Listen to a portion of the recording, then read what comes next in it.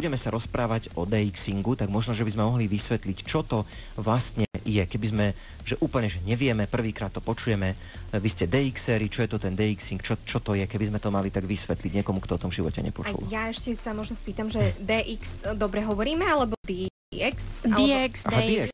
Okay. Sa obojí. Dobre, Takže, dobre. Okay. To ešte... Nie je to prakticky takhle zistíme, jedno. že celý čas by som zistil, že to vyslovujem zle. To bolo úplne, že ťažké poznanie.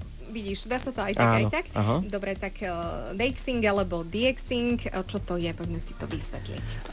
Takto, ja to teda vezmem od definície.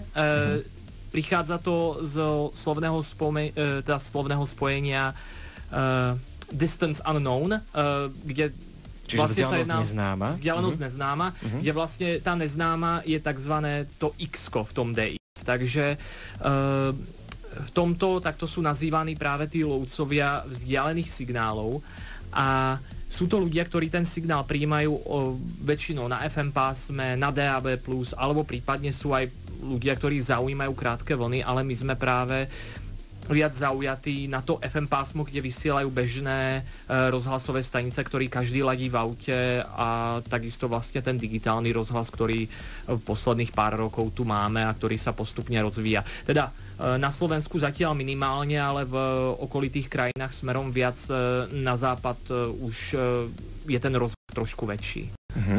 No, mňa by zaujímalo, ako sa k takejto záľube dá dostať, lebo tak každý z nás má nejakú skúsenosť s rádiom, možno, že mladší poslucháči už skôr možno s nejakým digitálnym rádiom, s internetovým, ale tak každý sme si to nejako zažili.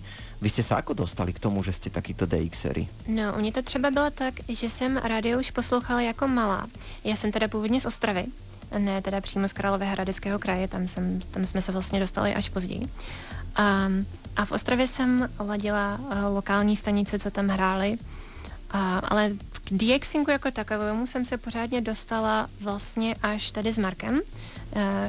A dostali jsme se k tomu úplně náhodně, prostě ladili jsme stanice v autě, protože nás zajímalo samozřejmě jakože nové místo, zajímalo nás, co tam bude hrát. Přišli jsme na to, naladili jsme rádio z Vysočiny, Český rozhlas Vysočina.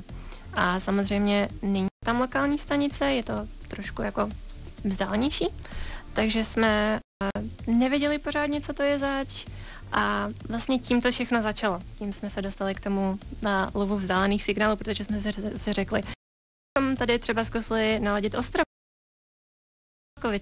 Viděli jsme frekvence, tak jsme to zkusili a prostě to takhle pokračovalo, až jsme se dostali k tomu, že máme doma obrovskou anténu, prostě 19 prvek na téhle vzdálené stanice. Čiže ste sa k tomu dostali tak spoločne? Áno, stále společne. V podstate celkom nedávno, koľko to je, 6 rokov? Cca, je to cca 6 rokov. Inak k tomuto by som ja doplnil, že nejaký ten vzťah k rádiu už od malička som mal takisto s tým, že som si pamätal vtedy ešte, keď som býval na Slovensku, tak všetky tie lokálne frekvencie, to znamená vedel že na 93.8 v okolí Bratislavy je Lumen 94.3 Fan Rádio a ďalšie stanice a vlastne na tom, dá sa povedať, v okolí Malých Karpát sa dali chytiť jak rakúske, tak maďarské stanice, prípadne s troškou šťastia aj české stanice. Dneska tie príjimače sú o mnoho lepšie, takže ono už to zase nebude tak veľký problém ako v minulosti, ale potom samozrejme nejak som od toho, dá sa povedať, odišiel, pretože prišli nejaké iné záľuby medzi tým a vrátili sme sa práve k tomu až takto. A k tomu by som možno doplnil, čo sa týka tých antén.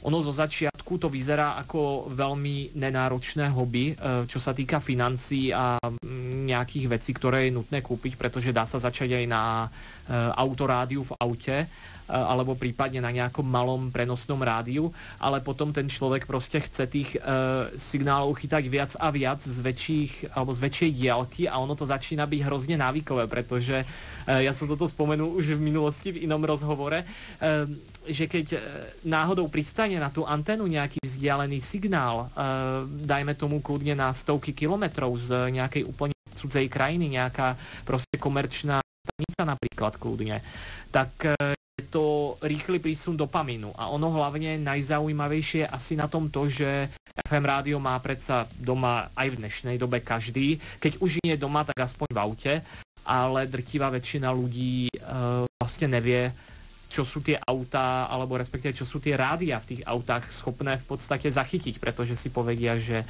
dobré, toto proste mi tu hrá od Bratislavy po dopravný Nitru. servis.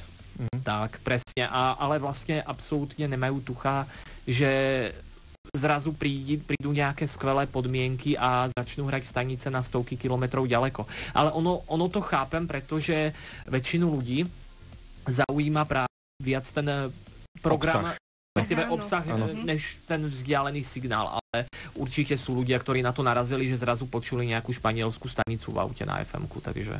Mňa to úplne fascinuje, lebo vy ste teda hovorili, že vás rádia zaujímajú od malička obaja. A mňa tiež, ale nie takto technicky. Ma to fascinuje, ako o tom rozprávate úplne inak ako ja, lebo ja som to presne toho programu a obsahu. Išla som tam teda na tie frekvencie jednotlivé podľa toho, čo sa mi páčilo, čo kto vysielal.